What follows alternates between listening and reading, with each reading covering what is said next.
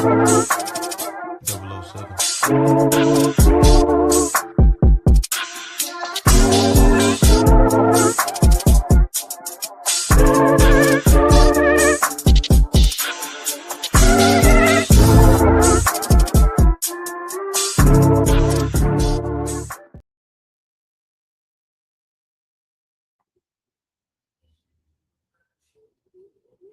What up, what up, what up?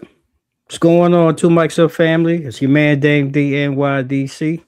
You see my brother Big Sam, aka Sarge, is here right now. We are working out some gremlins tonight. We waiting for our brother Cliff to get on. So we're excited to be here again this Tuesday night, man. We going in all sports tonight. We doing March Madness. We talking a little NFL draft and free agency.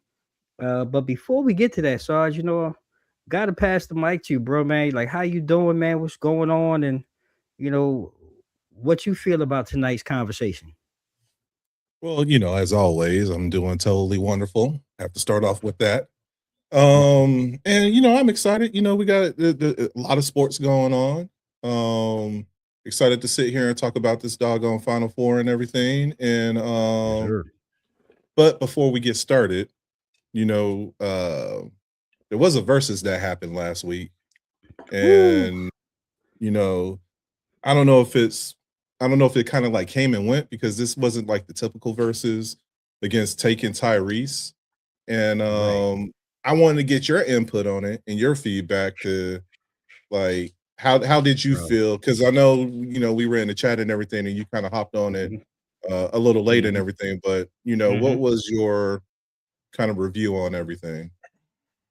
Man, so one, I'm sad and I'm sorry that I got on too late. Well, Uh, later in it, because I heard some of the beginning was quite hilarious and quite entertaining. But from my perspective, uh, uh I didn't think it was that great. If I'm going to be totally honest, I yeah, felt it was too much back and forth conversation. I mean, the hate seemed really real. And like I said, by me missing the first part, maybe I missed out on some of yeah, what was really taking place. But if I didn't feel like this was a versus. It felt like okay, tanking the All Stars against uh-huh, Tyrese. And I was okay, really and I was really looking for Tank. You know, I think he's very versatile and gifted vocalist and artist. But I don't feel that yeah, we got that throughout the night. It was great seeing Latoya Luckett and Jamie Foxx, you know, Trey Songs and all of that, but I wasn't in this for a medley of Tank. okay, I was looking for him to actually sing his music, and I thought as it went on, from what I saw, I actually thought Tyrese was better. His voice seemed like he was saving it towards the end. He actually started picking it up and giving it more energy. I felt the crowd was flat. I didn't feel no energy in the room from the crowd.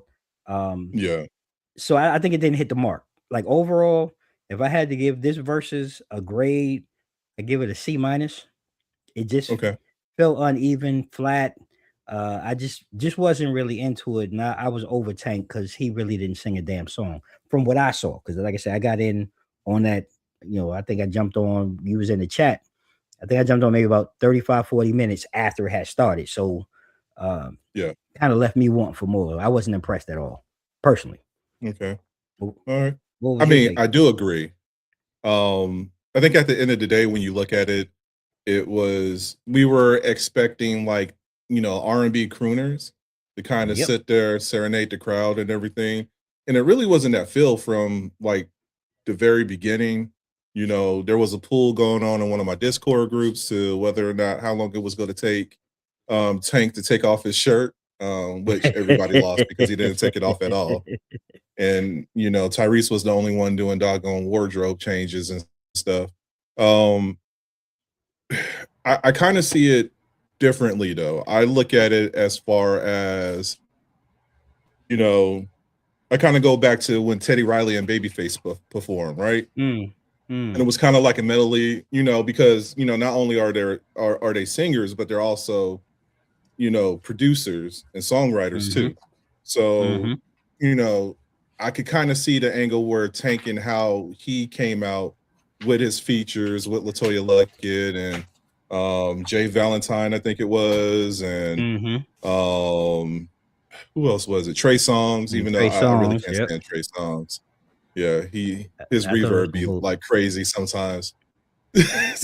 Was I wasn't feeling? Yeah, And I mean, he's a great performer, but I was not yeah, like we could have X'd him the hell out, like for real. yeah, yeah. And on top of that, like I was really expecting like the coup de grace to be TGT, like popping up towards the end, and they kind of like Right, sat there and gave us to why to how come right. Genuine was it up there. I felt like Tyrese was kind of flat like throughout the whole duration of his performance. And then I just think Mm-hmm, about like you just look at the quality of it too. Tank side kind of looked as if they performed and rehearsed prior to, the mm-hmm, engagement, while you mm-hmm. have like doggone Tyrese coming up like Eddie Kane, part of the heartbeats, like I'm just gonna slide on in. You know what I'm saying? You know what I'm saying? Just like follow me. Like the band didn't know what he was doing half the time. Then um the band didn't even know what was going on, and then at the same time, like his background singers didn't know what was going on. So it was Yeah. kind of, you know, back and forth. But I agree with the C minus. I really felt like it could have been better. It did feel like it was kind of like slapped together at the end of the day. Yeah, it was forced. Very little preparation and all of that. Cliff, glad Yeah. you made it. I know the Gremlins was Yeah, man, uh they was hating yeah, on me. They didn't want me to come on and talk about Tyrese and Tank. You know what I mean? yeah, yeah, They didn't want me to comment on that. You know? yeah. It's not. It was lackluster, definitely to say the least. Um, but it could have been worse. So I mean, we've seen worse, we've experienced worse when it comes to this. And to your point, Sam, just to ask, like when it comes to verses, like, is Yeah. it even really worth continuing? I guess because it seems like you'll get these one-offs, right? Where you get Yeah. a great show or a great versus matchup, and then you'll have these two or three clunkers in between before you get another one. So would you say it's even worth to even continue with these, or like should we just kind of scrap it because the pandemic, I guess, is over? And I don't know, it feels like people are over it, especially that audience. That audience was so dead. I mean, I was like, my God, like no energy. Well, you know what? This is the second time though, because when you look at it, and I just go back to a few months ago when we had Cash Money versus No Limit, right? Hmm. And like the crowd fell flat then too. I don't know. Ever Yep. since Complex kind of took over, when Swiss and Tim, I guess, sold the rights of Versus to Complex, it's Yep. just been feeling off and more orchestrated. Like you said during the pandemic, it felt more organic. Hmm. And I think that's kind of what we're lacking right now with it. It's all theatrics more or less. Yep. Um, so I would like to see it continue, but I think that they're going to just need heavier hitters with the verses in Hmm. order to keep it going, or we're going to have the same results of it falling flat and everything. Because really, the crowd Right. didn't get excited until doggone Jamie Foxx came out for Yeah. this one. Yeah. So that Yeah. was the big, de facto right there is him performing like didn't know. I mean, the ladies was kind of feeling Latoya Luckett when she was doing Yeah. her track. But like overall, it was just it was like okay, it had its moments, Tank in the turtleneck song, that was, the classic right there. That was Doggone crazy. They made a single out of that. That was crazy. Tyrese over here sweating profusely with Yeah. goddamn velour and suede jackets and everything.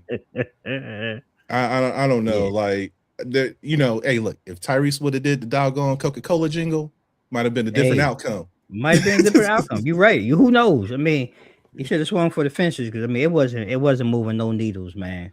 Nah, But none whatsoever, too. yeah, well, I think that was a great point. To kick it off. Cliff is made it into the room. We here, and we gonna get into it tonight, man. Ladies and gentlemen, we gonna be talking strictly sports tonight. We gonna do March Madness. We're gonna open up with that. That's presented by our friends over at Tico Rico Hot Sauce. We thank them for allowing us to bring you this segment. And I'm just gonna just kind of jump into it. When we look at what's transpired over the weekend, we had the Elite Eight really just kind of really kick things off. I thought it was a pretty good weekend. There was one blowout, with some other pretty good games, and now that it's set, after this weekend, two number one seeds actually punched their tickets really convincingly, while two historical powerhouses clawed their way back into college basketball's brightest spotlight, which I think is good for the sport. And I don't know how you guys feel, but I think March Madness by far is the most energetic and engaging time for just about any sport. When you have these matchups, even for those who don't follow, you have some really great matchups, tempo, pace, and flow. And I want to start with you, Sam. Just kind of let's start in the Midwest, where this game we had Michigan, number one seed take on number 6 Tennessee. And let's get your breakdown on it, because this one was kind of over really before it started. But what's your take on that matchup? I mean, it was a shellacking. I don't even know what to say. Yeah. The Michigan vibes that I got, it makes me feel like, back to the Fab Four or Fab Five days, back in the 90s and everything.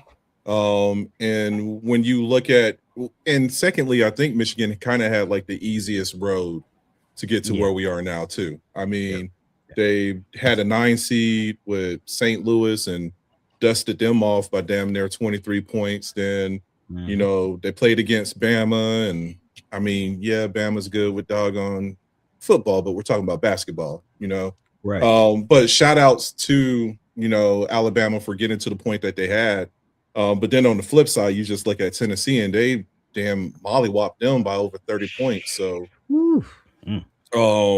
there's a lot of momentum on their side, and you can kind of see how they became, that 1 seed. So leading into this weekend is going to be really good right there, because they're going up against another powerhouse with Arizona too.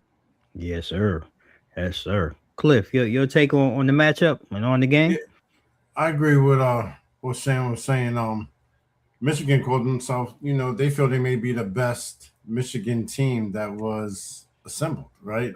Because of the type of season that they're having. And bro, I'm a Fab Five, like that was my squad. You know what I mean? Right. So Right. when they say that, I'm like, okay, the type of season you had, to Sam's point, is look at the teams that you played. So now it's getting down to the nitty gritty of it, right? Now we're trying I mean, listen, Michigan got a deep roster, right? They've been dominant all season, but until they get that chip, and that hasn't been done since Glenn Rice and the boys, right? And Right. 89, 90. I was young, I remember that, right? That's when I really started diving into college. So that squad, I remember, Glenn Rice and them, now that was a Michigan team. So they got to get the chip to call themselves the best Michigan team that ever did it, right? Because listen, the Fab Five is a timeout away, right, from calling themselves the best Michigan team. What's going on, Doug? You ain't never, So let's see how they do against who they got. Is it Illinois that they got? No, they taking on. No, it's 2 number 1, so it's Michigan and Arizona. So it's Michigan and Arizona. Now that's going to be the real one. That's going to be the real one. That's going to see what Michigan is made of, because you got 2 powerhouse teams that's going to battle it out. I mean, they're going to go hard in the paint. Yeah, I agree, because I think watching that game, it was really over, but Michigan's front court dominance, man, to me was the difference. Like their defensive rotation really smothered Tennessee's guards, which was one of their strong points. Holding them to a lot of one and done possessions in the game. and really forcing a lot of turnovers that led to, I mean, a heap of easy buckets for the Wolverines, right? Offensively, Michigan, they were really balanced and they shined. 4 players scored in double figures, led by a hot shooting performance from deep. And like you said, Cliff, this really marks Michigan's return to the Final Four for the first time since 2021, which was that the most recent run. And perhaps this is probably the most complete team, like you said, at least in the last decade that Michigan, because Michigan went through some real dog-ish days, and shout out to Juwan Howard. Like, let's keep it real. Like, he retooled the system, right? And he was really, like you mentioned, Cliff, he has a great blend on his squad where you have veteran poise with explosive pace. They can really be explosive. And I think it really makes team A+. Yeah. You know what I'm saying? Like, you got to give it to him. And from this, when you look at the score and the way that they did, you really got to put them in the conversation, as a team that really looks like the national title, favorite. But I'm going to pause on that because this has been my underdog team. I don't know why people wrote them off. And I want to go to the East because this was, I think, the matchup that I think a lot of people were looking at with UConn as the number 2 seed, taking on number 1 Duke. And we had, man, guys was going in. We going in hard, about this conversation in the office today. But Cliff, I want to pass it to you first. What was your take when you looked at this matchup, of UConn and Duke? Now, UConn's interior down low was phenomenal. I was very impressed on how they handled the rock on the post against Duke. And then never mind their defense. Their defense was A1 as well. Dan Hurley, he did his homework. Right. He did his homework on how to play against Duke, from the offensive side to the defensive side. You know what I mean? He really did his homework on that, and I got to give it to more of their down low than their guards on how they helped stay in the game with Duke. It was through the whole game, and then you could see Duke started protecting down low. That's how Mullins got that wide open shot, besides that nutty pass that they threw that he intercepted. Right. But that all stems from everyone was so focused being down low that when Duke got the ball, they just threw it and left Mullins right open. But I'll give it to Dan Hurley doing his homework, right? Really studying on how to capitalize on Duke. And I give it to their post game. Their down low game was just phenomenal. Sam, what say you, bro? Yeah, I mean, the pressure that UConn came over there and did like the last 3 minutes of the game was, I mean, I don't even know how to describe it. It was bonkers. And even leading up to the last couple of seconds and everything with the clock, like they did a half-court press, and if it wasn't for who is it, Kamen Boozer, that was just awful. Yeah, Kaden Boozer, that was just a bad pass. Yeah. You know what I'm saying? And I would have took the foul. I would have ate that up in a heartbeat, which they did. But, at the end of the day, here we are with doggone UConn going. And, I mean, it was a tight game. I wasn't expecting it to be tight, especially when you look at Duke and how they were kind of like running through other teams to be at the point that they, it was like clutch at the last minute. So that made it even a little bit more difficult and everything too. So, I mean, here we are. I mean, the victor come to spoils, but I mean, let's not, they got a tall task against them, going up against doggone Illinois too. And I know that we're going to talk about them. So that's going to be different. It's going to be different. I mean, this game, man, I mean, it was the game of the tournament, I think.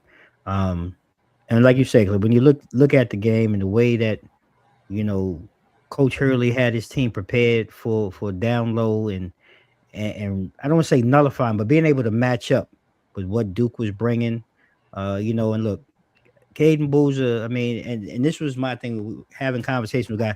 This is why you can be great. Freshmen are great during the regular season, but when you get to moments like this, unfortunately, Caden made an unfortunate pass, and kudos to him for taking responsibility and ownership Yeah. of it. However, you know, Braylon Mullins has etched his name forever Oh into yeah, Huskies history, forever without a with that doubt. shot. Well, You know, just NCAA history, because you we're know what going I'm to be saying? talking about Circulate this for yeah, a ever. long time. Right. Yeah. You know, so when you look at it, you know, it was just one of those things. A bad play, a bad pass turns into a historic shot. It really it silenced the whole arena, especially Duke Yeah. fans. Like, I mean, it deaf ears just came across the entire arena, and you know now UConn is back yet to another Final Four. You know, it's their third one in the last 6 tournaments. People sleep on UConn. This was my team this year. I felt Yeah. that they were primed and ready to come back for another championship. And look, like I said, the youth showed in possession, you know, while UConn's composure and relentless, you know, rebounding really told the story. And Cliff, you know, like you hit on the head, Coach Dan Hurley just kind of showed uh, the type of coach that he is. You know, the Huskies continue to show how they thrive when the moment is it's at its biggest, and proving again that experience and execution is what really wins in March. And that was to me probably the best game of the weekend. But I don't want to Mhm. diminish. You know, when we look out west, Arizona advances, and they've been the talk of the town, but they haven't really been the talk of the town. Yeah. And I don't think they, you know what I'm saying? And I don't think Yeah. they get the credit that they deserve as the number 1 seed. So Sam, I'm curious to hear your take on Arizona and their run right now through the tournament. I mean, with Arizona is difficult because, like you said, like they've been like number one, like Mm-hmm. damn near the whole season and everything. When you Right. look at the coaches poll as well as the Yep. AP poll and everything, but yet we get to the tournament, and I don't want to say that they've been struggling, but it hasn't been the performances. You know what I'm saying? Like Yep. everyone's kind of like expecting. You know, Utah State gave them a doggone challenge. Same thing with Arkansas, even Purdue, you know. So it's like, you know, now we're here, and I still kind of have them as the front runner, but it's kind of difficult to say that when you look at all the other statement games that's been played this weekend. So I'm a Mm-hmm. little nervous for them, you know, especially going up against this Michigan team. I mean, I don't. They mistakes got to be to a minimum in order for them to sit here and keep on going. So, you know, once again, this is going to be one of those things. Like, I don't know what's going on.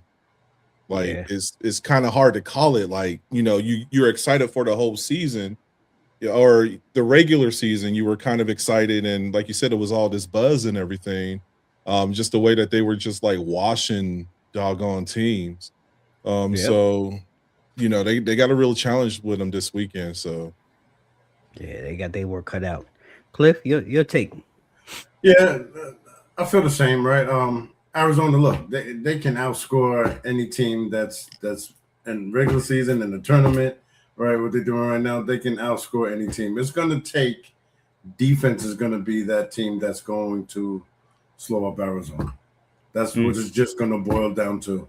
It's going to have to be a hardcore defense that does it, because that's the only way you're going to be able to slow down this scoring, because they're going Yeah. to run. They're going to run it, and they've just Yeah, been showing that all season. I agree. I think this is looking at this one. I had to really, it blew my mind. Like, this is the first time in 25 years that Arizona is actually back in the Final Four. Yeah. You know, so Yeah. it's one of those things like they're not getting the credit, and it's just being overlooked. And you know, when I look at this run out west, you know, led by, you know, they got senior guard play, you know, and backcourt versatility with Jamal Whitfield and forward what's his name, Petrovic. Arizona's, they, like you said, they got a fluid offense that's really worn a lot of their opponents down with just relentless pace and that rim pressure. They do a great Right. job of protecting the rim. And look, give Coach Tommy Lloyd his due. He's helped to restore, Arizona's identity. Yeah, Fast, that's Yeah. true. fearless, and they're just fundamentally sound. So looking at them, I think this is again not the I don't you it's hard to call a number one team. Like Sam said, a number one team, a sleeper pick. But and Mhm. it could be that, part of it is that West Coast bias, because a lot of us here on the East Yeah. don't get a lot of opportunity to see them, in Yeah. prime time. So that could be part of the bias. But I think, I think they have a favorable matchup. And I'm not knocking the Illini. The Big Ten has got two squads here in the Final Four, so that says something about the conference itself. Yeah. But looking at that South region, Cliff, and I'm gonna come back to you. Like having the Illini return back to the Final Four again. This is another team that's been 2 decades in the making. Like, what is your thought on watching them in the game that they played this weekend? Now we talking about Illinois, right? Yeah. Now I think they're the sleeper Okay. in this Mm. Final Four. Only reason why is UConn's going to have to play them much differently than they did Duke, right? When they played Duke, the focus was down low. Okay. Where Illinois, you got to worry about the shooters. Their shooters is elite, right? They are very, very elite. They score a lot of their points off of turnovers and turn them into fast breaks. So speed, that's what Illinois focuses on, is speed. So to me, if that is not a focus, yeah, they're gonna shoot your eyes out as long as those guards stay elite. That's a great asset. That's a great point, Sam. I Excuse want me. to. Yep. Sam, I think this what is a say you? rematch game too, right? Between Illinois and UConn. I believe so.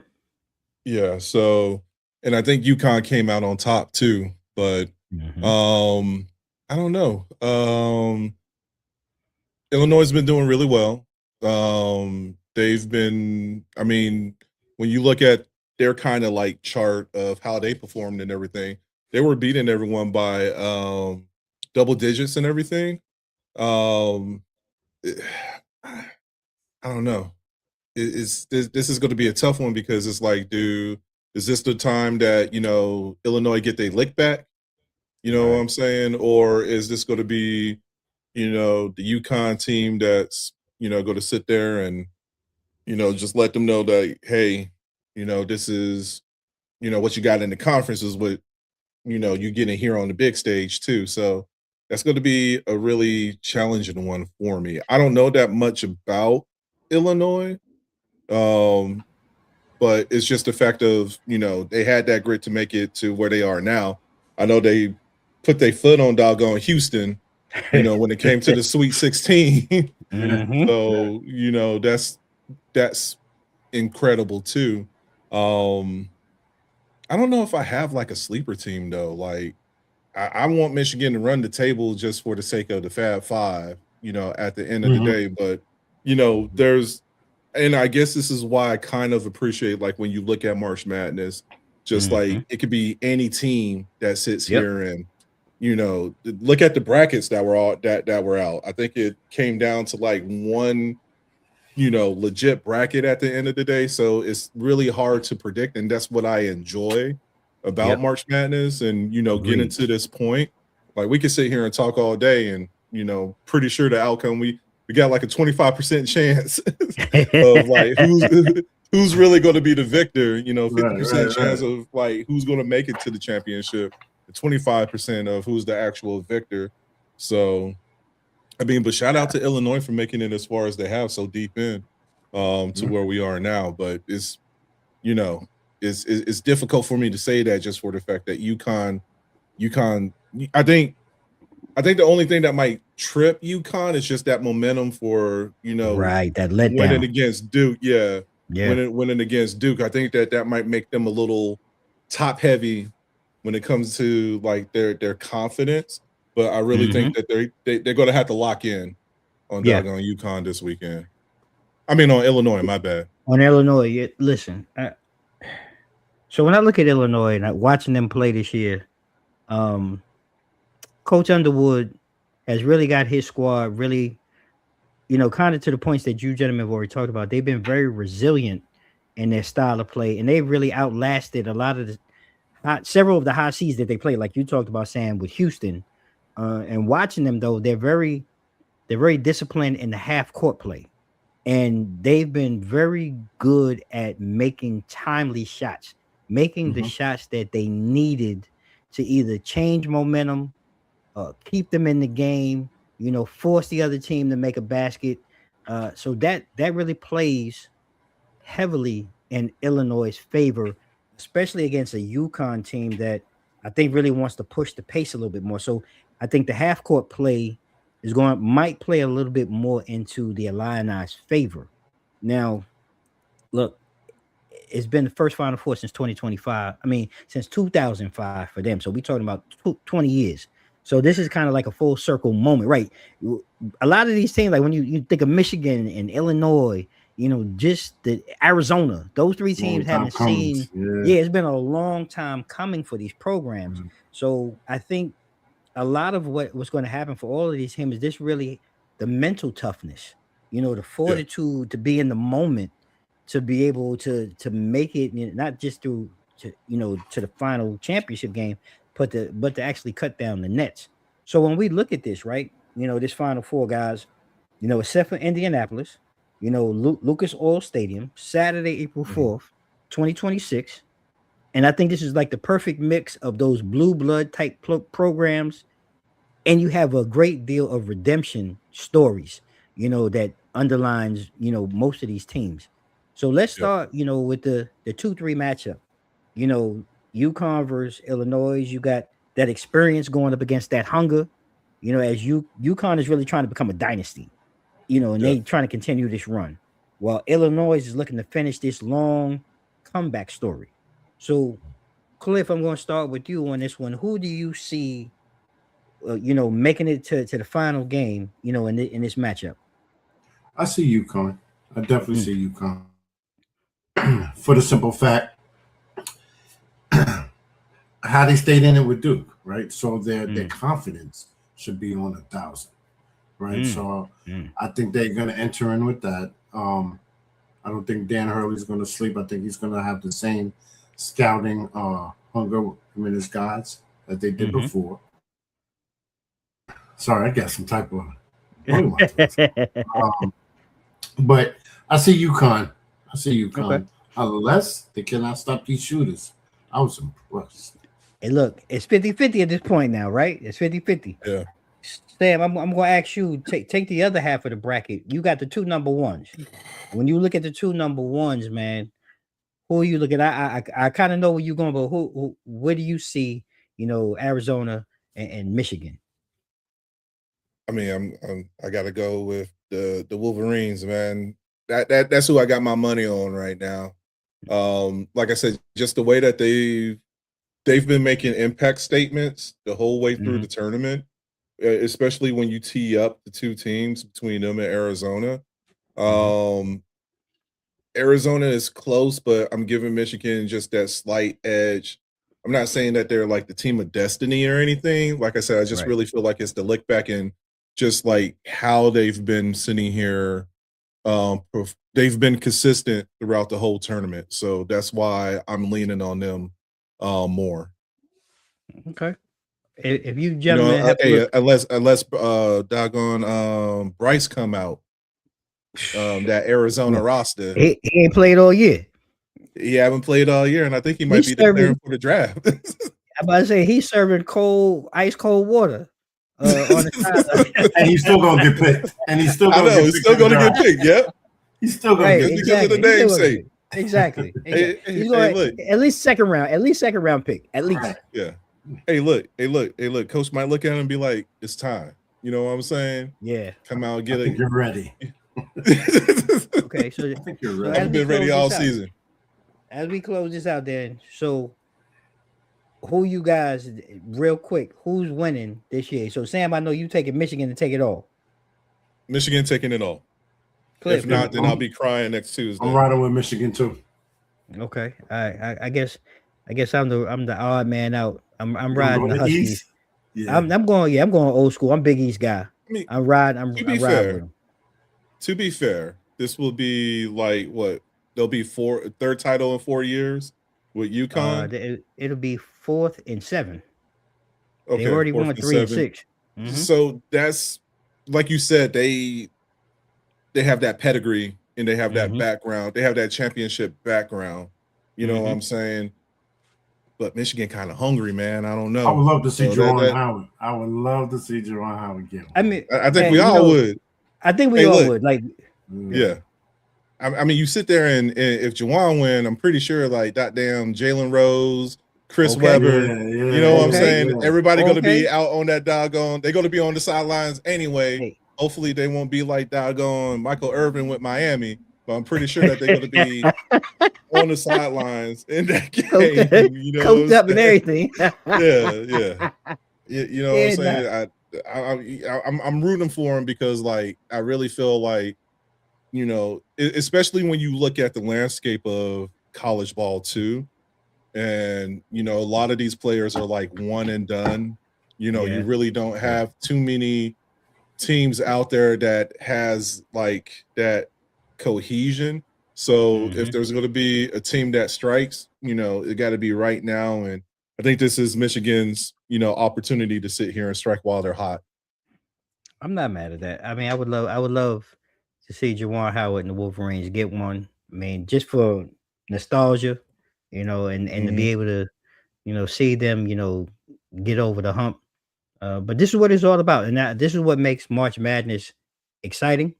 You know, we can poke holes in just about every team. We can debate strengths and weaknesses and how they've played. But at the end of the day, it's just a flip of a coin right now for these 4 teams. Absolutely. Who's going to come out? Who's going to be hot? Who's going to maximize, you know, strength versus weakness? So I'm looking forward to it.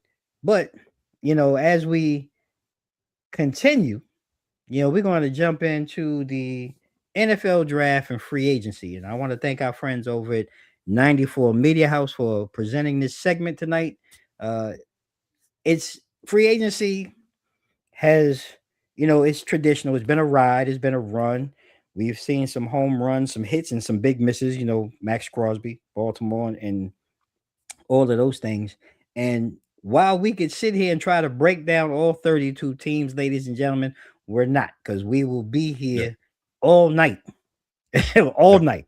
We don't want to do that to y'all. You know? Yeah, no, we don't want to do that. So what we're going to try to do, we're going to take 4 teams each. And we're going to give a little breakdown from each of our own perspectives on the 4 teams that we have, that we've selected to talk about tonight. And I want to allow, we'll go, I guess, from the bottom up. We'll start with Cliff, you know, and you go ahead and chop it up, man, and you know, educate us on free agency on the 4 teams and the draft that you maybe have for the 4 teams that you selected tonight. Okay. Well, first I want to roll with so we're gonna do like I'll do one and we're gonna go in the round robin like that. Yeah, that's fine. Okay. So first I spoke early, like the beginning of March when they first started making a little noise and you know, in free agency and things like that. The 49ers started off early, right? And the reason why I'm mentioning them because they're on the other side of the NFC, right? And they're out of my NFC East. But first, with the pickup edition of Mike Evans, okay? Now Purdy has an elite receiver that he can go to on the regular. You got to double team them. That's going to leave opportunities for the other receivers. Not mind you, and they just gave him a 3-year contract. I think they gave him like 60 M's or something like that. So he's going to be feeling himself.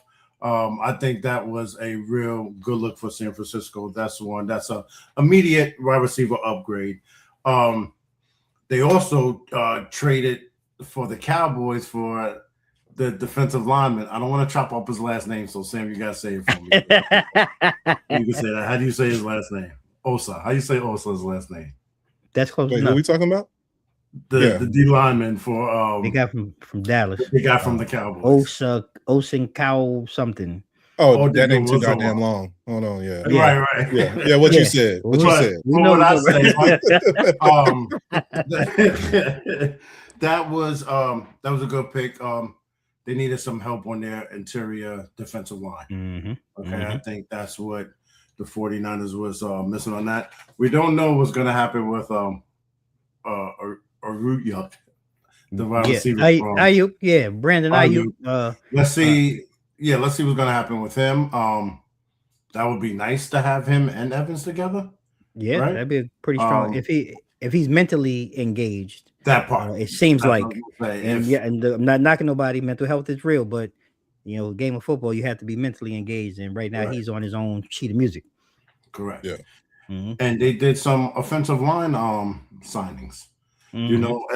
So that's definitely going to help them out. And free agency was good. As far as on drafting, I'm not really sure who they need. I was trying to do my research on that. Besides offensive line, I think that is the need that they will need to go to make them stronger than last year. Because look what they did last year with everybody injured. Right. And the O-line was top notch, and they were still holding it down. So now you put some strong O-line, more O-line linemen in there, right? To cover up those pockets. They're gonna be scary, right? They are definitely gonna make some noise in the NFC. So 49ers is definitely one to look out for. I agree. Sam, who you got up first on your list? Well, of course I'm gonna go with my green and yellow. Yes, sir. I don't even know. Anyways, moving on. So Green Bay, right? So they came over there. I think that they answered a lot of stuff during the free agency so far that we had holes in. We got a linebacker with Zaire Franklin. I believe he came from Indy, which I was surprised that we got him. We got Javon Hargrave, and we needed to beef up our defensive line. He's a defensive tackle, and that's going to be key because, we lost Kenny Clark. There was somebody else that we lost that we sent to Dallas too. We sent back into Dallas as well. We got another receiver with Sky Moore. Don't really know that much about him, but I don't think that he's going to have the same impact that Romeo Dobbs had. We just couldn't pay Romeo. That's what it is at the end of the day. I figured at the end of this season he was going to sit there and get the bag, and here we are. We did pick up a cornerback too with Benjamin St. Juste, which is going to be good because if there was one thing that I can say about when you looked at the front seven of Green Bay, damn near immaculate whenever they decided to play and they were healthy, but we had more dings and hits, in the secondary, than anything. So I think that that's where the biggest challenge was at and everything. What's going to kill Green Bay is that they gave up 2 first-round picks for this draft, and I think that their number, hold on, I want to say that their number 84, or I'm sorry, they got a 52 pick in the second round, but then they don't come back again until the 84th pick. So that's where, the draft's just going to suck for us this year. So it's going to be tough. We'll see what happens. They did have a lot of re-signings and everything. When I look at what they need, though, still need another edge pass rush, especially with Rashawn Gary being gone. That's going to be critical. And just whatever they could do to sit here and strengthen their cornerbacks at the end of the day. I don't want to really say running back because even with Josh Jacobs, even though he was hurt, the backups did, sustain. And I think that it would be kind of late in the game anyway to sit here and draft another running back. I think that would be a slap in the face to Josh Jacobs. Right. So, I think that we have a good core running back game. What sucks is that, damn, who did we sign? I forgot who we signed this offseason to replace Malik Willis. It just happened last week too, but I was pissed off. Oh shoot! I know you're talking about. That one flew under the wire because that wasn't. I don't think it wasn't something that I was expecting. Let me see. Yeah, I don't have it up here, but we did pick up somebody, and I was just like, why? Because they were. I think that was it. They didn't have the best track record. Yeah, and I guess that's where the point that I'm at right now. They weren't even that big of a. It wasn't even that big of a land for me to be like, ooh, we got such and such. because there were certain games throughout the season with Green Bay that whenever I felt more confident with Malik Willis versus Jordan Love. And that's sad because you got one cat that's making the bare minimum to somebody who signed a max contract. But I felt like, just with Malik's, and that's going to be missed too. And, Miami's my other team, but just his QB awareness, and he knew what to do. He knew what to do with the ball, whether it was throwing it away, tucking it in and running, or, just looking for that open man, buying time and looking for that open man downfield. That's going to be really missed right there. So I don't think that a lot of people realize the impact that Malik had with the Packers that kept us in a lot of these games. Especially when Jordan Love was hurt, whether it was concussions or whatever the case may be. But I say this every year, like this is our year, but you look at the rest of the NFC North and just what they lost because, Chicago got depleted, they lost DJ Moore and their offensive line. You look at what happened to Detroit because they lost key weapons too. As far as their offense and defense, and I mean the Vikings is just the Vikings. They just picked up Inch High Private Eye, which still doesn't make any sense because they got AJ McCarthy. So it's like that's a slap in, and I get it because their quarterback, they've been having quarterback issues because he can't stay healthy. You got a third year rookie at the end of the day because he hasn't played a full season. He probably haven't played enough to equivalent to a full season yet. So there you are. So that's why you want to bring in a veteran like Kyler Murray. So we'll see if there's a time to pounce in the North. It'll be this year. But, just with the lack of cap space because they paid everybody, especially Micah Parsons and doggone Jordan Love. There's trying to re-sign Trey Diggs. There's a lot that Green Bay has to do. So, only time will tell. It is going to be tough. It's going to be a huge challenge. It's going to be tough. And you mentioned the Inch High Private Eye. Well, his former team is the team that I'm going to talk about first. The Arizona Cardinals out there in the NFC West. Cliff talked about the 49ers. And when you look at Arizona, their biggest acquisitions so far, Kendrick Bourne at wide receiver, Isaac Sumalo, offensive lineman, and another favorite retread of recent memory, Gardner Minshew at quarterback. I don't know what the hell they're doing, and their biggest loss was on the back end. Yeah, I don't know what the hell they're doing. I was being honest, but I found it intriguing. Hey, look, there's nothing wrong with Uncle Rico. Okay, look, Uncle Rico, man.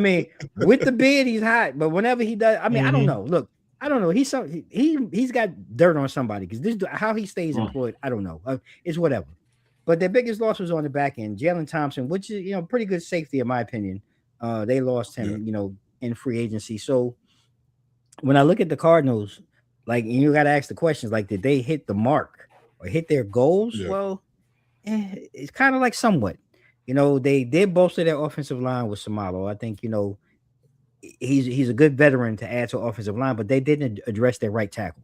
So that's going to be, again, I don't know how they're going to address that in the draft, or maybe they might find somebody later on. In the preseason, who knows?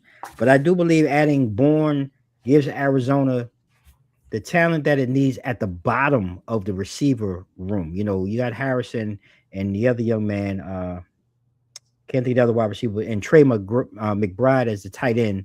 So adding Bourne gives you a legitimate number 3 receiver if he stays healthy and can actually produce with whatever they're going to do. Because the bigger question is, you got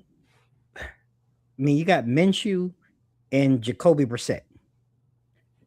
Neither one of them, awful. They don't ring bells. Let's just call it what it is. And they're not ringing bells. Jacoby, he'll give you one game, he throws for 400. He's hitting all the targets, and then he'll fall off the river cliff, and you never see for him again for another 4 or 5 games. So I don't know. And Minshew is kind of the same. He can give you a hot minute, and then he's cold as winter, like this past winter we had here in the DMV. So I don't know what they're doing with that. And when I look at them, though, like I said, the biggest remaining hole for them is definitely right tackle. And they do need to really address some of the other anchor of that offensive line. It could be during free agency, like I said. Who knows? Maybe they'll hit it with a trade. Don't really know. But the draft has looked like their most likely avenue at this point to rebuild this roster.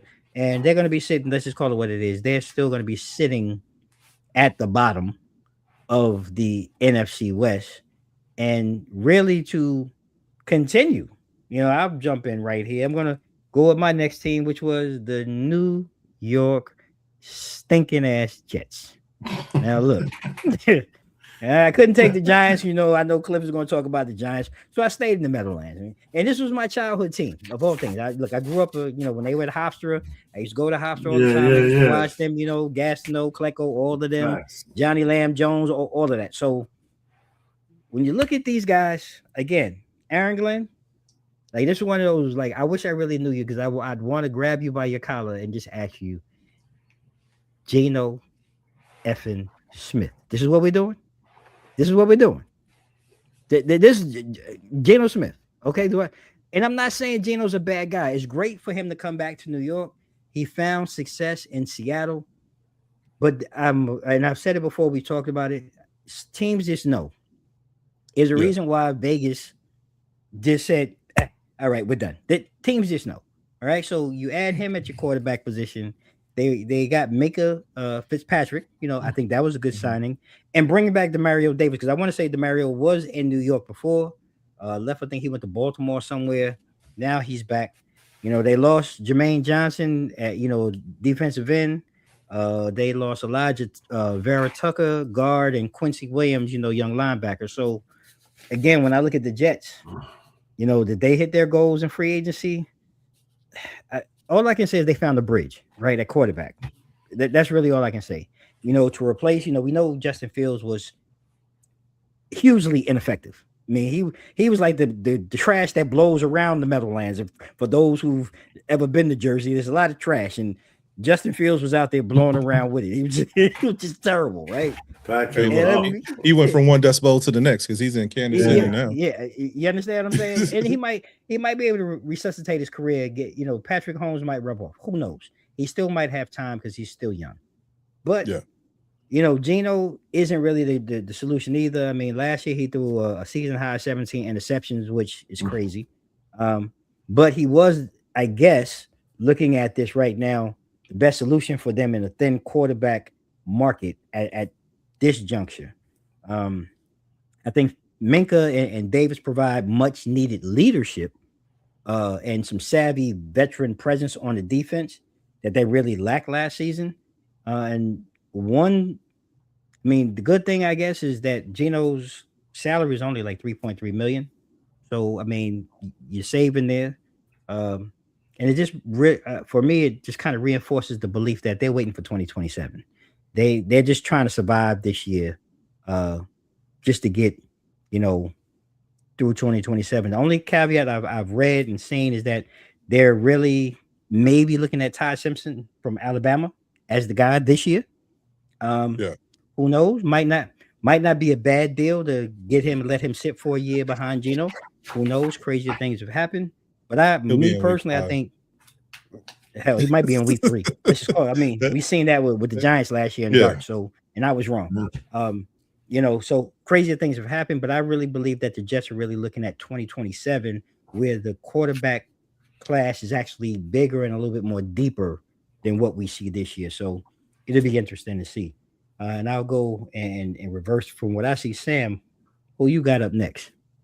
I mean, since we're talking about bad teams, I got the Dolphins next on. Well, they weren't next on my list. They were actually last because that's how they perform. But I'm gonna go ahead and talk about them now. So when you look at how I think free agency was excellent for Miami. Like they definitely, it's like they have the cap space, but they don't have it because you think about everybody that they lost throughout the year, to include Tua. There's still a lot of salary cap that they're paying for, which sucks for them. But on the flip side, they were able to get a couple of good pickups. I already talked about Malik Willis. I think that he's going to do outstanding things, hopefully, out there. down in Miami, especially with his offensive coordinator moving down there too. So that's going to be critical. They picked up 2 receivers with Atwell and Tolbert. They're going to be filling the void. They got rid of Waddle got picked up in free agency too. But the both of them do have the speed that's going to be needed, to go downfield. So that's going to be critical. They did get 2 edge rushers too, with David Ajabo and Josh Ooch.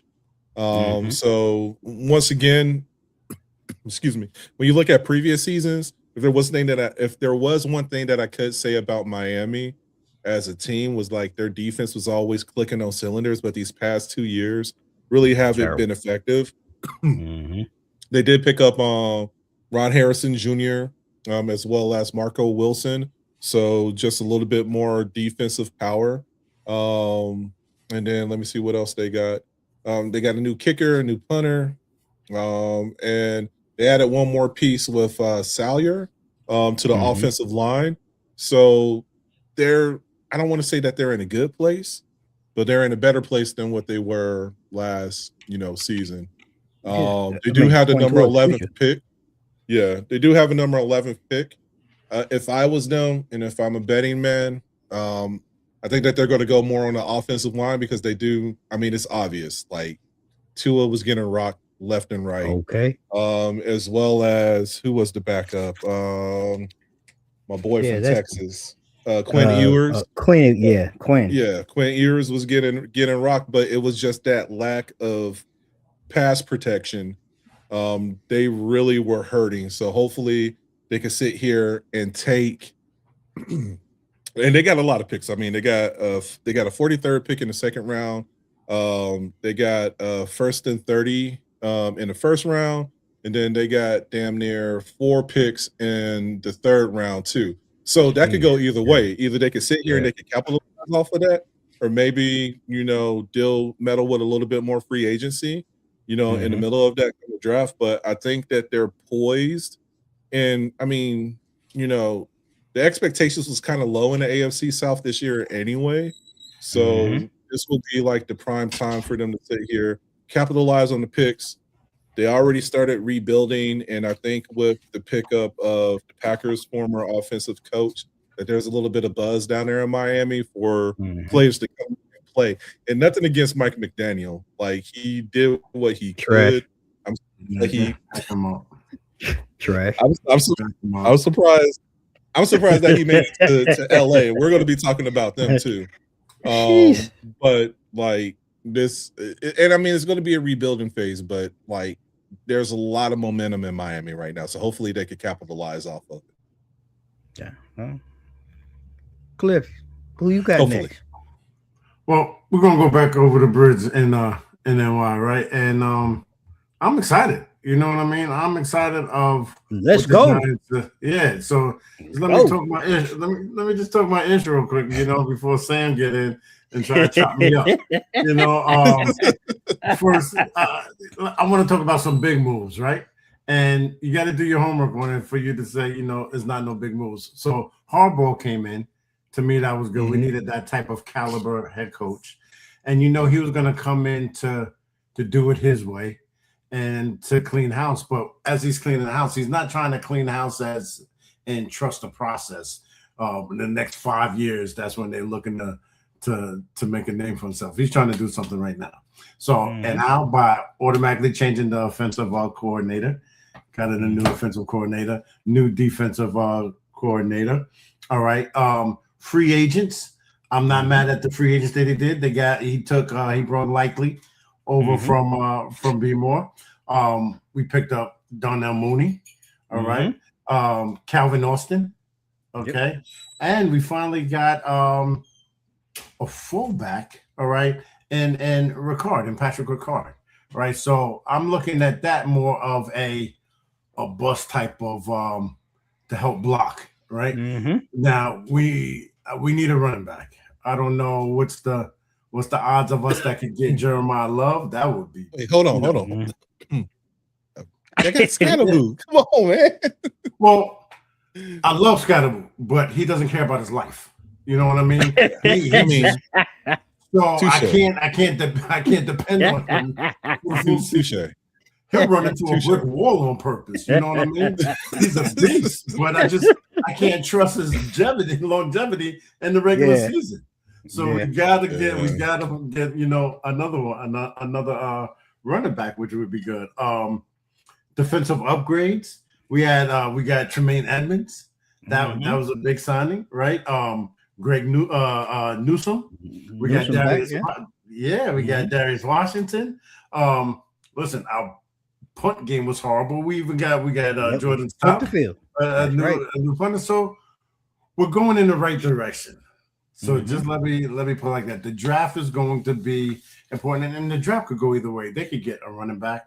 Hell, if we still need another quarterback, right? Because I don't want to put all my eggs in one basket on Dart, no matter how much I like him. I'll try and go get Shador. I would love to try to go get Shador. I would bring him to New York. Cleveland's going to New York. Y'all probably have a better chance getting Deshaun Watson before you get Shador. Okay, well, we can keep that. We can keep that ish in Cleveland. We damn sure don't want that. He'll be at every massage parlor in the tri-state area. In New York, you wouldn't know how to act there. But and of course, what's always been the Achilles heels for the Giants is just an O-line. You know, if we could just fix that O-line issue, the Giants it's going to be a total different conversation at all times. Agreed. So what up, Jay? I like what up, son? I like the off-season moves that they're making. I like how it seems like they're letting John Harbaugh have his way. Right. So they ain't got no option. They don't have no option. I know, but that's always been the Giants, right? They always wanted to control. They was like a captive team to me. You know what I mean? They always wanted. They never let their coaches have that type of control. Now, granted, some of the coaches didn't need to have that type of control. Agreed. Right. But Harbaugh could do it. So we're gonna see. Look, man, Cliff got me excited. You know, I wasn't going to talk about the Giants, but I got to. Look, we there was no deal over $15 million in any of the signings, which is great. You got to my last count, we added 11 new players, and I think, and we talked about it before. I just like the fact that not only the special teams game with the punter and the kicker, you know, you got guys that can flip the field for you at an instance and can actually score points for you if you're kicking more than 40 yards. Because our guys, I don't know, it was Pee Wee League. It was terrible. So having that on the special teams is great. But I think the biggest thing is just the mindset, knowing that, like, you know, when you talk about a fullback, you already know what it is. We're gonna come and punch you in your effing mouth. You understand? So just in that alone, you know, if we can, like Cliff said, establish a run game, Scatterable, I love him, and like I said, I don't know how. Look, that was a gruesome injury. I don't know how mentally, how fully effective he's going to be. So yes, we need to add another dimension. Every time he ran the ball, I was like, "Oh my goodness!" Because he ran the ball. The dude's a monster. You know, you love that about him, but again, his longevity, you know, his shelf life is questionable. But just seeing that we're going to be competitive, and it wasn't like, you know, we were competitive last year. We lost 6 or 7 games in the third and fourth quarter that we could have won. But now, just looking at, we're going to be competitive. He's creating competition at all positions. He's brought in speed with Mooney and Calvin Austin. So it's just let's see how it all pans out. So I agree with Cliff. I'm excited about what we have, and then I'm going to talk about some additional excitement down in the Queen City, down where the Carolina Panthers made a return last year. You know, none of us, and Sam and you and I had talked about Carolina that showed up last year was not the Carolina that we thought we was going to see. And I want to give them a shout out only because, you know, these are one of those smaller markets that really has to compete with a lot, you know, the Dallases of the world, the New Yorks of the world. You know, it's very hard to compete. So to see what they did, kudos to them. And when I look at them this offseason, biggest additions, they got Jalen Phillips, outside linebacker. They brought in Devin Lloyd to tighten up their inside linebacker. They got Rasheed Walker, left tackle. The biggest losses really was on the line, with Cade May at center and their left tackle, Yosh.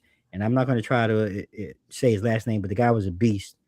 So again, when you look at Carolina, if I really have to ask if they hit their free agency goals, I'm going to say yes. They got the edge rusher that they wanted in Phillips.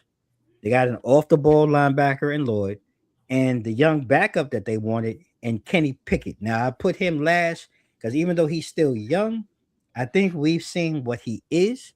They let the Red Rocket go. The Red Rocket, he's no longer there in Carolina, so they let him go and they brought in a younger Kenny Pickett. So that's my only question mark. I don't know if that's an upgrade.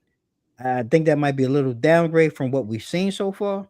But overall, the surprise really of Yash Yenman's retirement, I think, is kind of threw everything off. But by them bouncing back with the late signing of Rasheed Walker, really helps keep that offensive line consistently strong. Maybe even stronger because you got a younger guy coming in and you're adding youth to the mix.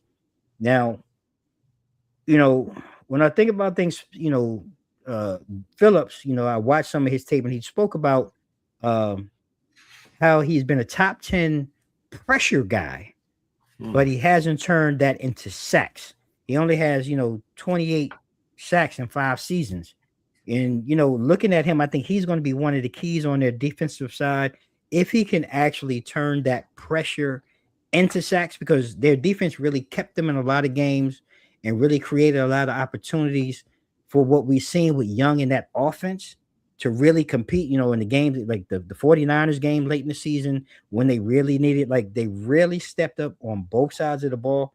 So I'm really excited to see what Carolina does moving forward in the draft to kind of create competition at positions, like running back and wide receiver, because I think their wide receiver play got better, but I still think they need 1 or 2 more guys to kind of help stretch the field, quick passes and things like that. And if the defense can gel, I think Carolina could really be turning heads a la the Tampa Bay Buccaneers, like they've done, with Baker Mayfield and things like that over the last 3 or 4 years. So you keep your eye out on Carolina. I'm really interested to see what they do moving forward. It was impressive. It was very impressive. It was really. Let me see. I'm gonna talk about the other pride of Ohio with Cincinnati. Okay. Not too much pride. But see, I got Flacco. Well, I mean, if he can stay awake, that's the key thing. Look, if there was one thing that we talked about and we discussed, because we would bring up Joe Cool all the time, we would talk about Ty Higgins as well as Jamar Chase offensively, no issues, right? Juggernaut, maybe, trying to find a solid running back, very questionable offensive line. But if there's one thing that we could say about Cincinnati is that their defense was straight Tuesdays and Fridays, and that's trash days. All right. Okay. That's exactly what it was. They do have a 10th round pick this year, as well as in the second round, they have a 41 pick, third round 72. I already said it. We already know what their needs are. I would just say everything down defensively is what they need to focus on. Now, some of the pickups that they had this offseason, they did answer a couple of questions. I mean, they did lose Hendrickson to did he go to Baltimore? Baltimore. Yeah, because the Max Crosby deal kind of deflated and everything. They did pick up Jonathan Allen. They gave him a 2-year deal. They got Bo Mafe from Seattle. And that's the other thing too, that like I don't know what it is about these Super Bowl teams that just kind of like debunk at the end of the season. And I know everybody's chasing the bag and everything. But and that could be another conversation for another week. Didn't they sell? I mean, they sold the owner sold the team right after, so they did. He's like, I got mine. I got mine. So I'm out. They did get Brian Cooks, who's a safety from the Chiefs. He's coming back to Cincinnati. Cliff already brought it up with our man Joe Flacco, Sleepy Joe. He's going to be returning again too. So Taco I mean, he's going to Tuesdays. be, now you got Joe Cool and Sleepy Joe. So we'll see, if This is a terrible mix. This is a terrible I mix. know. This is terrible. Hey, look, we'll see who can stay healthy because Joe Cool, that's been his issue over the past couple of years too. We haven't had like one successful season with him, or not. I mean, one season that he plays an extensive period of time Since that run where everybody thought that they were when they beat Kansas. Was that 4? It's been what, 4 years now? 5 years since that happened. Pretty much. Jeez. Yeah. Jeez. But and that's the thing. The issues that we were seeing 4 years ago are the same issues that they never answered to this day. Because like last year, that was like one of the biggest things is like everybody would, your top 3 or your big 3 max contracts, but you're not doing anything to compliment them. And that was the curse. Offense could score 42 points, but defense giving up 43 points. You know what I'm saying? And that's what Cincinnati been plagued with. So it looked to a degree that they answered some of those questions, but let's see, come draft time, if they're going to capitalize with those picks and lean. It's not like they have a lot. So let's see if they sit here and lean on the defensive side, what I'm saying, versus, just having that just mediocre performance that they've been having throughout the year. Yeah. Yeah. Cliff? But all right, so I'm looking at the rebuild, how they're going to rebuild over there in Vegas, right? Tom Brady over there, so he got to do something. He can't just he got to live up to his name and the hype. He think he could just go to a team and put that extra spark in them. Also, not to cut you off. I'm going to say this for my New York Giants fans. F Tom Brady. All right, you can. We never faced that. They can never beat us. So that I was. Patriots mean nothing to us.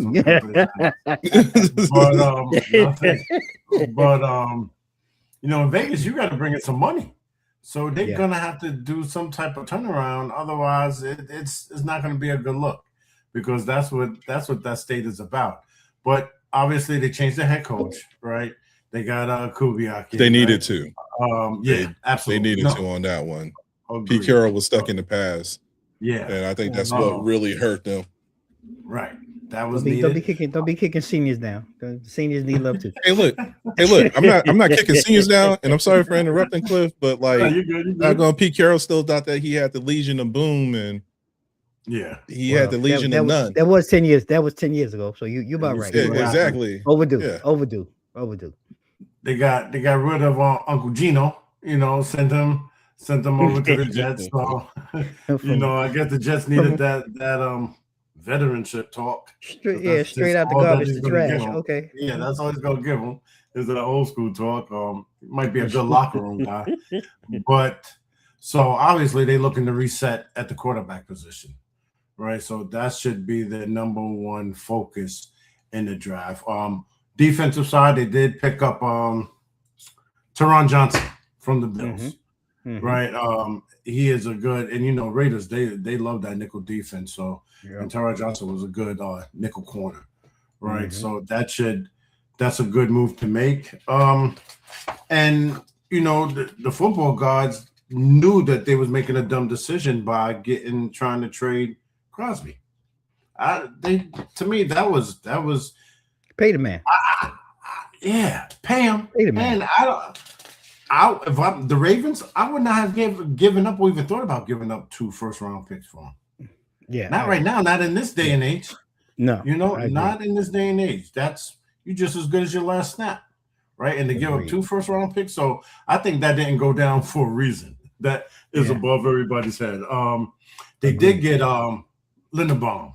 That was a big offensive line signing. So they bring in a piece on the O-line. So what it looks like is they're trying to pick up a good player on the O-line, a good player from defense. So it seems like they're trying to cover each side, but it's gonna be a slow it's going to be a slow grind because nobody is waiting online, throwing their hands up. Can I come to you know what I Only mean? to gamble. So, that's it. I got 4 hours. I got 4 hours. That's Yeah, it. definitely. So they're gonna keep Crosby, which they should. it's So fair. Yeah, they should. Crosby should be Crosby this year, and let's see what happens. But Mm. they are gonna, that's one team you're gonna have to trust the process for a while. As Oh, long as yeah. they keep building like they started it this season, they'll be on the right path. So a few years from now. Doubt it, but so as we as we start our last round, Cliff, I'm gonna kick it back to you, man. Close us out with the last team on your list, man. Last team is my backup team, right? Well, when I say backup team, I like Baltimore, man. I like the Baltimore Ravens. I just said we're talking about the Ravens. The biggest move that didn't happen was Max Crosby, which is good because I think getting Trey Hendrickson was a solid deal, right? I think they didn't have to give up. Yeah, they didn't have to. I mean, they paid him some bread. He did get 112 M's for 4 years, but deserved it. Great elite player, elite pass rusher. So that should do the job, right? That should do the job. But they got to build up their defense. When we think of the Ravens, that's the first thing that comes to your mind. So when they're not equipped like that, you just think the Ravens just oil is broke loose, right? So they got to get back to being elite status on the defense. They got to start with their corners, right? Corners was getting burnt last year. Yeah, they was getting burnt. So they start with the corners. They got Hendrickson in. They'll be cool. They'll be cool. And I think they need a good. Who's the backup for the Ravens? They brought back oh boy. Didn't they bring back what's Huntley? Huntley, yeah. Huntley's there. Yeah, pack him up. Let's try somebody else. Let's try somebody else. We got since they got rid of Likely, they got 2 tight ends to hold down on blocking. So that because Andrews is still gonna be the number one receiver when it comes to tight ends. So he got that sewed up. And let's see what they do. Okay. Well, look, I agree. I think me personally, I think Max Crosby, I mean, on paper, it looks great to have him. I think he might be a little bit more dynamic and splashy. But I think getting Hendrickson was a better move. It's an in-division guy. Familiarity, and then you're gonna have a little anger and angst when he sees those Bengals twice a year. So I think that was a better move. They paid the money, but they didn't give up the picks. So I like that actually better than the Max Crosby. But like you said, defensively, but hell, every team deals with injuries. Their defense wasn't the same last year. Hell, Lamar wasn't the same with injuries. So it'll be interesting to see what Baltimore does. And he's human. You know what I'm saying? Lamar had to me a messed up season and like, oh my God, they was killing him. He's human. Yeah. I mean, it happens, man. It happens. Yeah. Sometimes we have to be reminded that, these things happen. It's a little hiccup and in the long road ahead. So I think Baltimore, make some changes, make the moves. I think they'll be fine. Sam, who you got up last on your list? My last team is the Los Angeles Rams. Ooh, hey, Super Bowl. Look, it was crazy because I remember when we were getting into the NFL season, we were discussing the NFC West. And the biggest thing that we were talking about was like their injuries. And we were like, hey, don't sleep on the NFC West because, when they're healthy, they're going to be rocking and rolling, as you can see with Seattle, San Fran towards the end, and definitely with the Rams towards the end. That was just a good-ass game in the NFC Championship between the two teams. You couldn't go wrong with that. It's just like Seattle just had more in the tank, when it came to that. It looks like when you look at the picks, the Rams have a first rounder with the 13th pick that they got from the Falcons. They also have a second round pick at 61 and a third round pick at 93. For me, their key needs is going to be an offensive tackle. I mean, that was kind of evident with, especially with Rob Havenstein. He's retired. He retired this year. So it looked like that's going to be one of their key focus that they probably will pick up depending on how the cards fall. But I can see that happening within the first round, if not definitely the second. They need another wide receiver to complement Nakua. That's going to be key right there because they really don't have that number 2. They just have supporting roles when it comes to that. And then just with edge rushers, you look at Sam Darnold. I mean, not Sam Darnold, Aaron Darnold, and just like just the pedigree of defensive linemen that they had throughout the years. So they need someone to sit there and kind of like fill in that gap. And don't get me wrong, like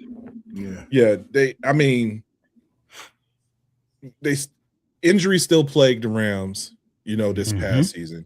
It's just that, that fourth quarter when it came to the season, everyone was healthy and everyone was turning up. Plus you have the QB coming back too, which is good as well. That's great. So a couple of acquisitions that they picked up. They got Trent McDuffie from the Chiefs. Chiefs is like depleted now. I don't know what the hell's going on. They got Jalen Watson, another cornerback. They got a linebacker with Grant Stewart, and then they re-signed Ronnie Rivers and one of their offensive linemen with David Quisenberry. So I can kind of see this 1-2-3 punch, well, maybe 1-2 punch between San Fran and the Rams again. Seattle's going to be kind of questionable because, like we said, they just lost so much during this offseason, like post Super Bowl and everything. So we'll see if they can rebound. But hopefully, I mean, we'll see. What the Rams can bring to the table this year. I think they need a new strength and conditioning coach or some shit because, like, somebody. I think that should be a discussion by itself eventually because, like, you look at the past 2 years and just like how I felt like we've been the past 2 NFL seasons, we've been real heavy and plagued with injuries, whether it's during the preseason, they want to shorten the preseason, but you want to lengthen the regular season. But your players need to be healthy for it. But it's a huge issue that's going on. I know that they've been talking about like certain fields and just the quality of the fields. I think everybody wants to move to turf or something like that, but I think it goes beyond just the turf. I really think that it deals with what you're doing during the off season, as well as what's going on with your strength and conditioning too. I think that those are like really critical moves, and we see it every year. So, I agree with you. It needs to be addressed. I think they need to expand the roster. One, need to figure out a way to expand the roster so these guys. I mean, you want your best players out there, for most of the game and to be competitive. But I think you need to expand the roster so you're not so depleted. Every game and every week is a shuffle and a hustle, to find guys and then get them acclimated to your system before they can even really play anyway. So, that, and then I do believe it's the equipment. Like I've said this before, we talked about it, Sam, here. I think, ever since they switched to Nike, they've had more injuries. When it was Reebok, it didn't seem like we were talking about these phantom injuries in this manner. And I mean, I could be wrong. And, no. They're making too many low top cleats. Let's get the high top back in there. Let's protect their ankles. Like, that's a really good point. And that's another discussion because now we're just talking about the quality of the shoe because that goes through all sports, not just the NFL, but, NBA too, because, while we have so many torn, and it's both sides. Why we have so many torn Achilles nowadays? I mean, you know what I'm saying? Little cotton candy Kevin Durant sneakers. But tops back on, lace up. The quality done degraded so much, and that's an issue because and a lot of people talk about that. Even when you have like your sellers and they talk about, they sit here and talk about a shoe, they just say the quality just isn't there anymore. Right. So that's another issue that's going on. You know what I'm saying? People paying top dollar, or you got these athletes that's sitting here, you want them to be the spokesperson of your shoe, but yet we see them, getting body parts, no, I'm not buying that. With these injuries and everything. Yeah, exactly. Like, I don't want this shitty shoe. You know what I'm saying? I'm not buying that.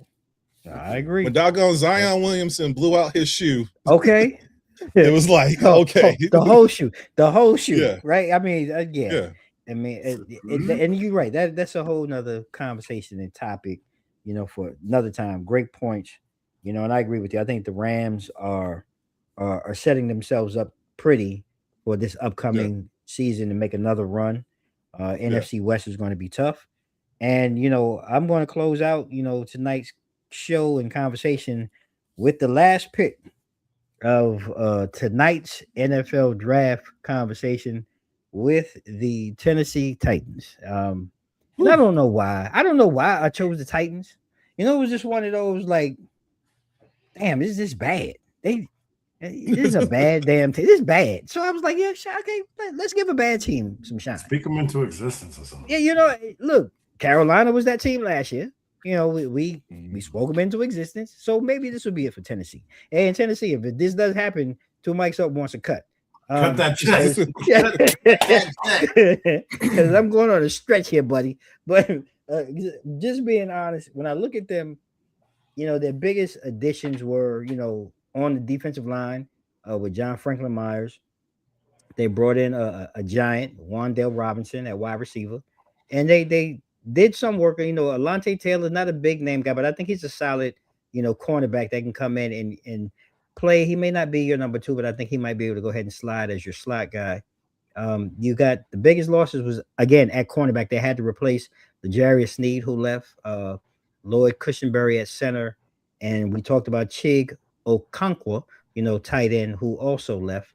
So when again looking at the Titans, did they hit their free agency mark? Look, let's be honest, not quite.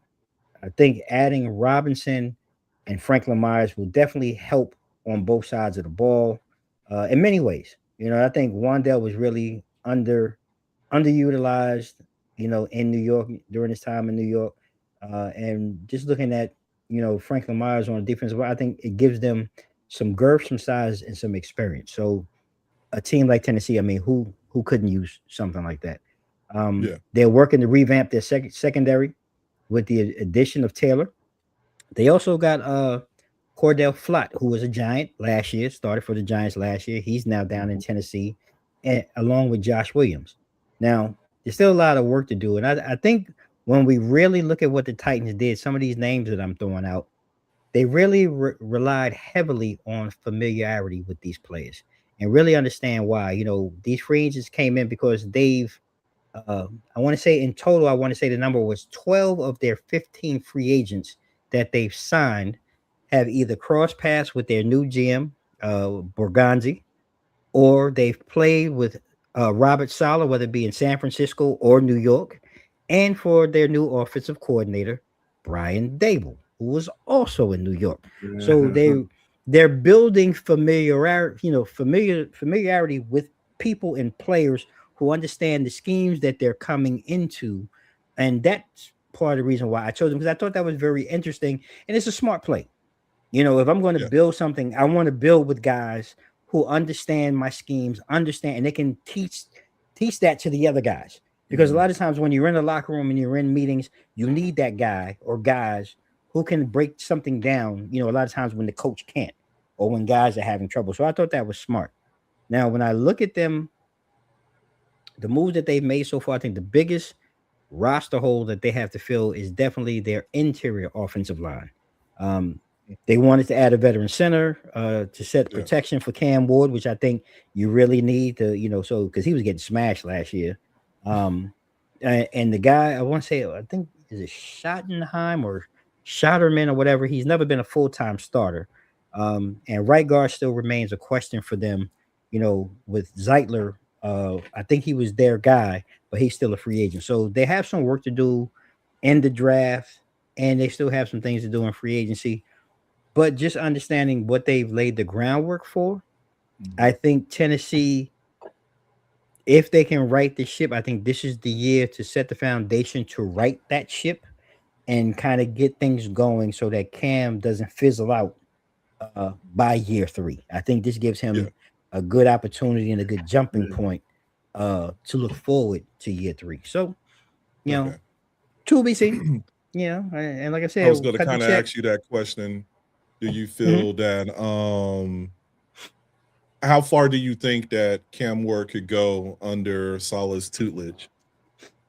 So, if I'm going to be honest, so Salah being a defensive mind, I look, I didn't think Brian Dable was a bad coach in New York. I Okay. think he watching what he did with Josh Allen and Danny Dimes for that year and a half period. I think he is a good offensive head coach. I don't think he's a head coach. And part of the problem is being in New York. New York, you're under the magnifying glass, and Yeah. he just got and I know he was in Buffalo, but I'm gonna call. Let's just be 100% real. Buffalo ain't fucking New York. It's just not. It's Canada. You understand? You know what I'm saying? And he was able to be isolated, and they were winning. Let's just call it what they were winning in Buffalo. But I You're think right. he is a good coach, and I think he can bring something to Cam Ward. As far as reading, defenses, not sitting back in the pocket, having to think that he has to make the big play all the time because he did that with Yeah. Danny Dimes. In his prime year and a half or so with New York, he learned how to make the short pass, read defenses. So I think Cam is set up for that. Defensively, solid. He was terrible again in New York. New York just spits into when he was with the Jets. He was under the Yeah. bright lights. But I do think Saleh is a hell of a defensive coach. I mean, hell, look what he did in San Francisco. I mean, again, he kept them afloat Oh defensively yeah. with all the horrific injuries. So I do think he's a hell of a defensive coach. Now getting a second shot at a head coach, this is one of those things where they say, hopefully he's learned from his past mistakes. You know, hopefully he's grown and developed his coaching style and his coaching tree, and he'll lean in on other guys to let them do their jobs as coordinators and things of that nature. I think this, like I said, I think this is a good foundational year for Tennessee, and that's Yeah. part of the reason why I spoke about him, because you got two guys that are really trying to reinvent themselves, and I Mhm. think Tennessee is a great place. It's not a big market. You're really the only thing in town, but they won't shellac you or kill you or kick you in the nuts like if you're in New York or San Yeah. Francisco. Yeah, you know what I'm Yeah. saying? I think this is a great place Right. for them. And I think this is a great opportunity for Tennessee. So to be seen. Season is coming and we'll be talking more NFL as we go along this summer. Ladies and gentlemen, I want to thank you all for being here tonight. Gentlemen, before we go, I want to allow you any closing words, any closing remarks, anything you'd like to share. And since Cliff, you got on late, we're gonna start with you. Oh man, yeah. Thank you for your patience while I hopped on late. That's first and foremost. I had some audio technical difficulties, but nah, man. Just on that steady grind. Number one insurance risk management brokerage. And the DMV in the Mid Atlantic. So shout out to TD3 Insurance Agency. Look me up, www.td3insurance.com. Powered by Encore Insurance Group. Shout out to my brothers out there in Richmond, Virginia. Shout out to CSC, all things real estate, mortgage, and insurance. Getting close to the big announcement, right? Got a few more weeks to the big announcement of a new pioneer that we're about to introduce to the world. Shout out to two mics up, my brothers. You, Dame, and Sam. Keeping me on my toes on these conversations and this great content that we bring every week. And most importantly, shout out to my Team Durham family, Janika Durham, Jalen Marquise Durham. You know how we do. We're just gonna keep it moving. That's what we're talking about. My brother Sam, before we go, anything you want to take us home with? Let me see. Hey, first off, I love you guys. What else can I say? Love you Secondly, back, bro. I love y'all out there too that be chopping it up with us, coming in and chiming in, no matter how outlandish some of the questions or statements may be. I'll be on the Chitlin circuit for the next 3 weeks. I'll be in PA for like 2 weeks, and then I'll be in the Richmond area for a week. But other than that, as always, you know where to find me. Just look out for me on the sticks, whether it's Twitch, Steam, Ubisoft, whatever the case, whatever platform it is on PC, I'm there at Osarge Gaming. So if you ever want to get on the sticks with me, just holla at me and just send me a friend request and we'll chop it up. We'll see what we have in common and go from there. Other than that, I look forward to every Tuesday to kicking it with my brothers, and that's all I have. Oh, shit. They couldn't say it no better. Listen, No doubt. I really have nothing to say as we close out tonight, other than thank you all for continuing to support us. continuing to be a part of this journey. As always, like Sam said, I love you, gentlemen, and Cliff. You guys been great, and we just gonna go ahead and just leave it real simple. Summertime's coming. It's getting hot. Heat is here, and don't lose your effing minds out here in these streets. Just find your tribe and find your circle. Find some people that you can rely on and depend on to keep you up, when you're down, and to keep you up while you're up and never tear you down. So there you have it, ladies and gentlemen. I really appreciate you all.